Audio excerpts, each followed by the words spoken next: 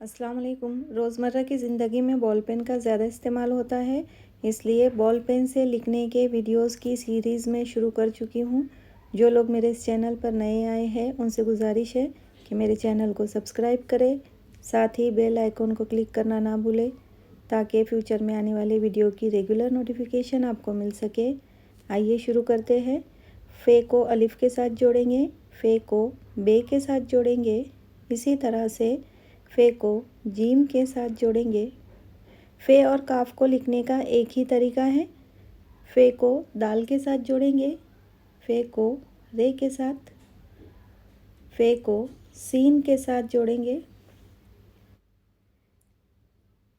फ़े को स्वाद के साथ जोड़ेंगे, फ़े तोय के साथ,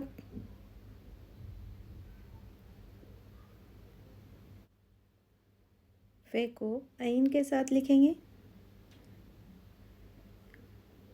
फ़े को फ़े के साथ, फ़े काफ के साथ लिखेंगे,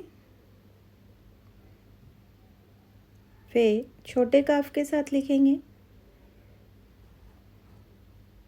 फ़े लाम के साथ लिखेंगे, फ़े मीम के साथ लिखेंगे, फ़े नून के साथ लिखेंगे,